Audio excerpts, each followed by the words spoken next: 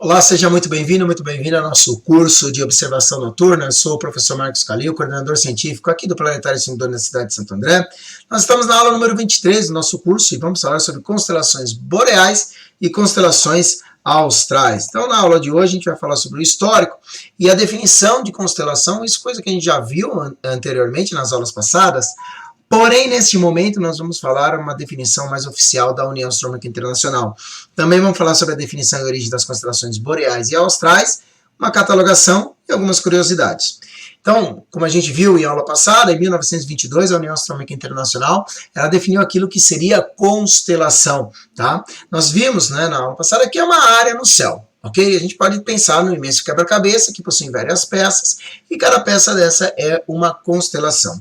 Agora, a forma como está descrito no site, né, constelação é uma área poligonal delimitada por segmentos de retas, né, ao longo das coordenadas equatoriais celestes, escolhidas de modo a conter as estrelas historicamente associadas às constelações mitológicas ou clássicas. O problema é que a União Astronômica Internacional, na hora que foi definir a parte do sul, do hemisfério sul, né, as constelações que lá haviam, percebeu que existem zonas vazias. Por quê? Porque lá não tinha uma tradição cultural, né, alguma coisa que caracterizasse aquela área como sendo um tipo de constelação. E aí, de forma arbitrária, acabou, pelos astrônomos modernos, colocaram então algumas constelações lá no meio, nessas áreas vazias, nessas divisões, tá bom? E daí a gente tem as chamadas constelações boreais, tá? E essas seguem a ideia da Grécia Antiga, que teve como base os estudos dos antigos babilônios, egípcios e assírios, tá? 48 das constelações existentes foram capturadas do livro Almagesto de Ptolomeu, tá? E que a gente ainda tem a origem dela meio que incerta, tá? Pode ser, provavelmente, né? Existem estudos que indicam que ele pegou de Eudoxo por volta de 300 antes de Cristo, tá? Já as austrais, do lado do sul, elas começaram a ser despertadas e descobertas, vamos dizer assim, né, a partir do século 16 e 17 depois de Cristo, quando aconteceram as navegações, né? E aí os astrônomos europeus e também os cartógrafos celestes foram descobrindo, né, vamos dizer assim, novas constelações, e aí fizeram relatos dessas.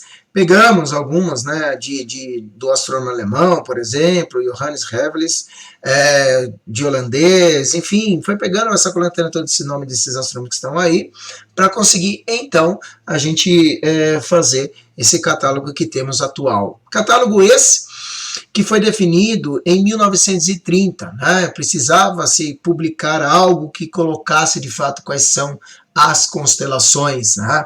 Para não ficar uma bagunça, enfim, né? No total foram 88 constelações, em aspas, modernas, né? Que a gente pode dizer assim. E aí eu coloquei esse site, se você entrar nesse site, você vai cair aí em algumas, né, das constelações, por exemplo, aqui, né, essa página principal do site que está lá o link, e você pode explorar as cartas do lado norte, as cartas do lado sul. Eu vou pegar aqui um outro exemplo, por exemplo, aqui o número 5, né? E aí você tem aí o Centauro, né?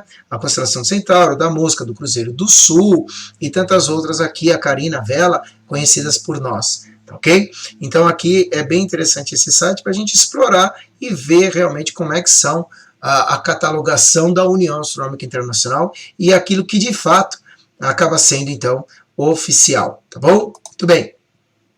Agora, algumas curiosidades sobre as constelações, é interessante saber, né? Das 88 que existem, de acordo com a União Astronômica Internacional, desse catálogo que nós temos aí, 28 são boreais, ou seja, hemisfério celeste norte, 12 seguiram a tradição de constelações zodiacais, e 48 das constelações austrais, no hemisfério celeste sul, tá?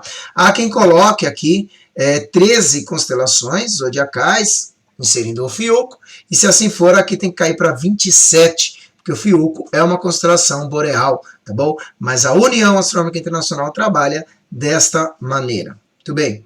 Outra curiosidade é que são 88 constelações, das quais 42 representam animais, 29 objetos e 17 representam seres humanos ou personagens mitológicos. Também algumas curiosidades. Muito bem.